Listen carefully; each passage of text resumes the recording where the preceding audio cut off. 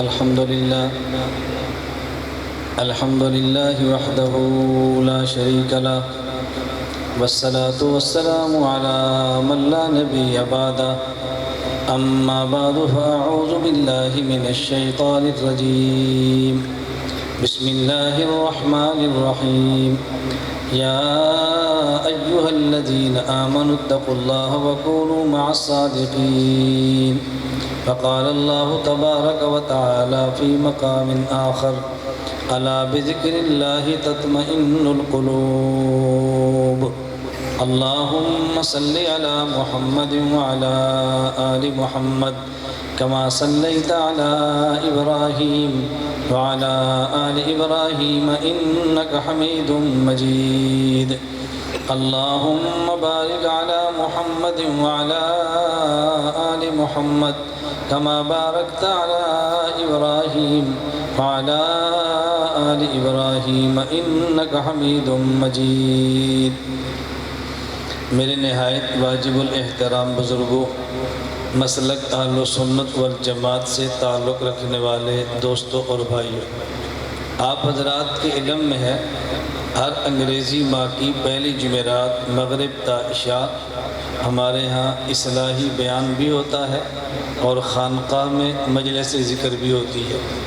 یومیہ مجلس ذکر بعد از نماز فجر سورہ یاسین کے بعد ہوتی ہے۔ ماہانہ مجلس ذکر ہر انگریزی ماہ کی پہلی جمعرات مغرب تا عشاء ہوتی ہے، اور ہماری شدید ترین یہ خواہش ہوتی ہے کہ اگر ہمیں اپنے اکابرین میں سے کسی بزرگ کا دامن ملے تو اس کو مضبوطی سے تھامنے کی کوشش کریں، اگر ان کی زیارت کا موقع ملے تو ہرگز ہاتھ سے جانے نہ دیں، اور اگر کسی کے پاس بیٹھنے کے کچھ سیکنڈ میسر ہوں اللہ کا احسان اور سعادت سمجھ کر اس کو غنیمت جانیں۔ یہ ہماری قلبی خواہش ہے۔ میں آپ کی خدمت میں اختصار کے ساتھ صرف ایک بات عرض کرتا ہوں، اچھی طرح اس کو یاد فرما لیں، وہ یہ کہ اگر کوئی شخص یہ چاہے کہ وہ دنیا میں اللہ کا ولی، اللہ کا دوست، اللہ کا محبوب بنے، دنیا میں گناہوں سے بچے، تقوی کی دولت ملے، قبر کے عذاب سے بچے اور راحت اس کو ملے، اور حشر کے میدان میں ذلت سے بچے اور عزت ملے، اللہ کے عرش کا سایہ ملے، رسول اللہ صلی اللہ علیہ وسلم کے ہاتھوں جوم کوثر ملے، اور بغیر حساب کے یا جلد پرصراط سے گزر کے جنت میں جائے، اگر کس شخص کی یہ تمنا ہو اس کو دنیا کی زندگی بھی اچھی ملے اور موت کے بعد کی زندگی بھی اچھی ملے، وہ دو باتوں کا اہتمام کرے، اللہ اس کو دنیا اور آخرت کی عزتیں، دنیا اور آخرت کا سکون و سرور، اور دنیا اور آخرت میں اللہ اس کو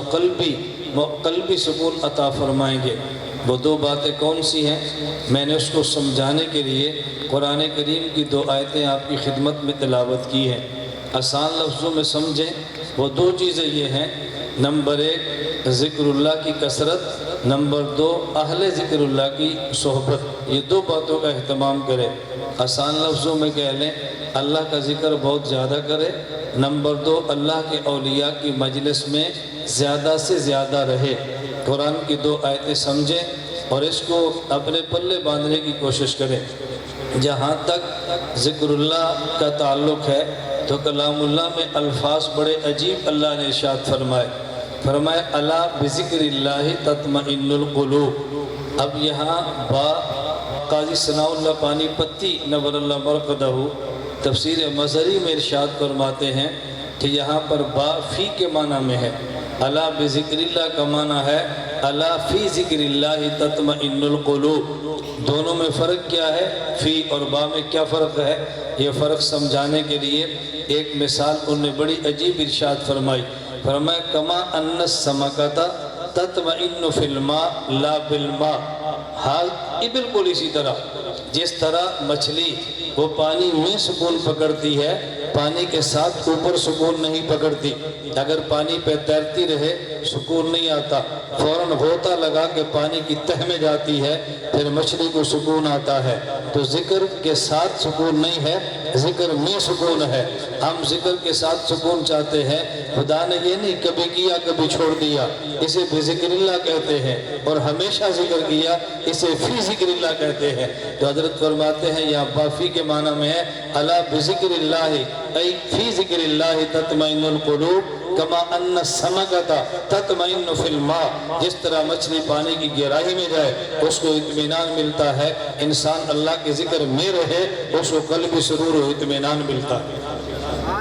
تو آدمی ہر وقت ذکر میں، ہم ہر وقت نہیں رہتے، کبھی کر لیا کبھی چھوڑ دیا، کبھی کر لیا کبھی چھوڑ دیا۔